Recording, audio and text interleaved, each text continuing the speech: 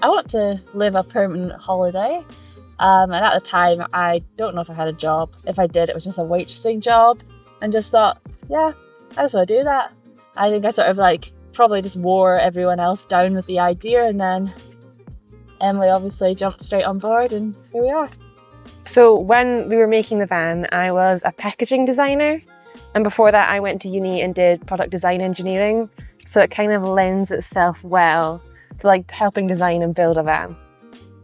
And then I quit that and now I'm here. It's a 2016 Citroën Relay. The mileage when we got it, I think, was like 114,000 miles, which was quite a lot, but it's quite for a van, it's not a huge amount. And it was a good year. But since we've had it, we've had the engine replaced. We've been very unlucky. So we've got a 2021 engine now. She's got a new engine. Brand new engine. Yeah. So how much was the van and how much was the repair? Well, we were quoted to repair it. It was the same price as the van that we spent So our van on it. cost £8,000 when we got it, which was like super. It was a good deal.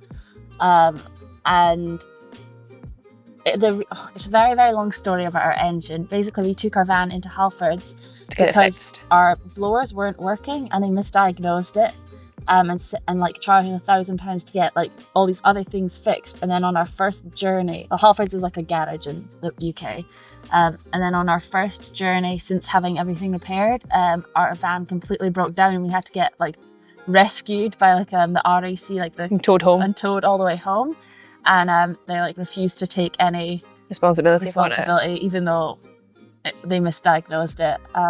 So in the end, we got a better deal on our engine, But because they started by quoting us like £7,000 to fix it after we'd already spent £1,000, which is the same price as the van was. And we were like, don't know about that.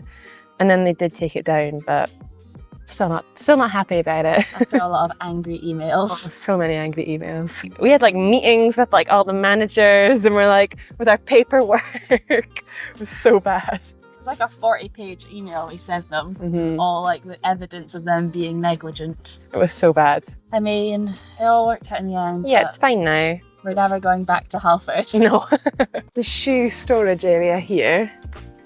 And then this is the living room area on the lagoon table here, so it swivels.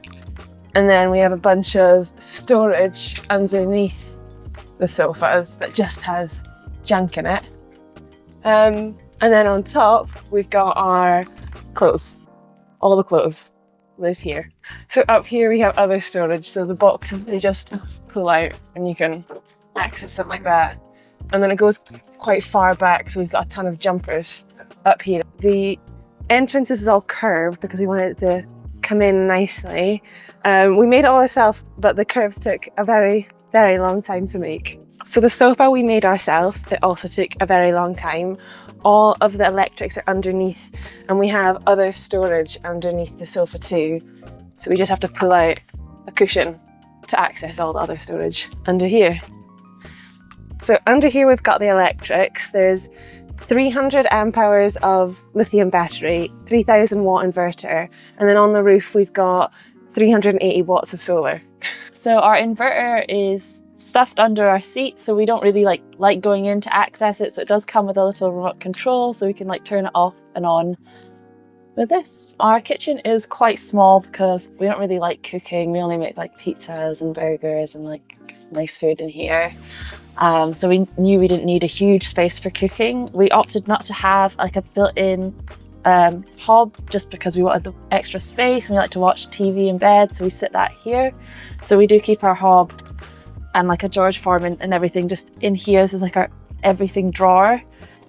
Little pull-up socket, and then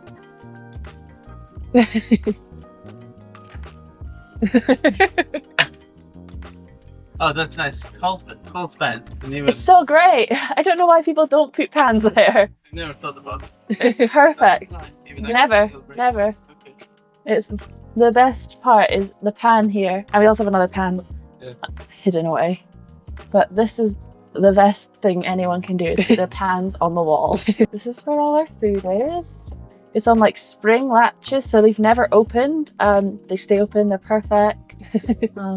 Sweets, hot chocolate. We went for the 65-litre Dometic fridge, and so far it's been fine for us. No complaints. Oh, we also have a little pull-out pantry thing. I think total, like spending, before we got the new engine, on the van and the build, we maybe spent £15,000, like total. But that's gone up since we got a new engine. But I think we did pretty well, like for the money that we spent on it. Like we managed to do it fairly reasonably priced for like the amount of like electrics. I think for the spec of it, we didn't spend a huge amount. How long did it take to build it? 8 months. 8 long months. 8 months over winter, so 4 months over summer, I guess. And it was during lockdown, so you couldn't really be doing much else anyway. And you couldn't drive it anywhere anyway either because of all the rules. So it was 8 months, but 8 months at a good time. We went for one of these fun taps because we thought if we were dirty or had like dirty shoes or something, we could just twist it and then like hose off outside. But we actually haven't done that very often. It's just nice to have the option. We have a curved door which took so long to make, and we just have our diesel heater and our bin down here. We knew we weren't going to tile our kitchen because we wanted to keep the weight really low, and we really like the look of this wallpaper, so what we did was just, our walls are all 5mm ply and we put wallpaper on it, and then just a little bit of acrylic just to act as a backsplash to protect against food and water. All our walls are just 5mm ply, either painted or with some wallpaper on them. This switch down here is for the water heater. We've got a 10-litre electric water heater, and it's just got a little red light so we know it's on because it uses quite a lot of the power, so we don't want to forget that it's on or we'll be in a bit of trouble. Oh yeah. Yes. These are just our 2 switches. We knew we didn't want to have like a lot of like little monitors and switches everywhere, so we kept it to a minimum. We got this one's just for the lights, which is like it just kills them all, and this one's for the water pump. This is our bathroom area here. So it's like a small shower. It's the smallest shower tray we could find. And then this is the toilet. It's a porta potty. It's very old. It was our grandma's. So it's about 30 years old, but it does the trick. And we also basically use it as storage to dry wet swimming costumes. This is like where we keep all of the shampoo, conditioner, beauty stuff, both of them. Because we're 2 girls, we need all the space for that. And then there's more storage in behind these towels where we just dump all the stuff no one ever wants to see, like cleaning things. This is the bedroom area of the van. So it's a single bed on the top and a small double on the bottom. So both of the beds have 2 lights. So depending on what side of the bed you're sleeping at, you've got a light. They also both have a 230 volt socket and 2 12 volt USBs. So the reason we bought a Citroën Relay van is because it's the widest, boxiest kind of van, and we knew we wanted to sleep widthways on it to save space for the rest of the things. So the bottom bunk is probably 180-ish, no, 185-ish, 190-ish, we don't know. And the top one is slightly shorter because it curves in at the top, so it's maybe like 180-ish. It's tall enough for us and we're tall people. The top one is 90 centimeters wide and the bottom one is 120 centimeters wide.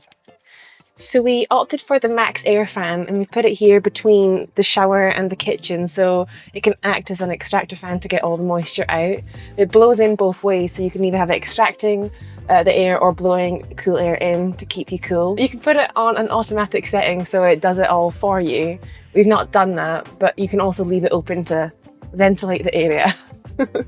So we put the windows in ourselves. The one on this side is just the standard window that doesn't open, and the one on this side does open for ventilation again.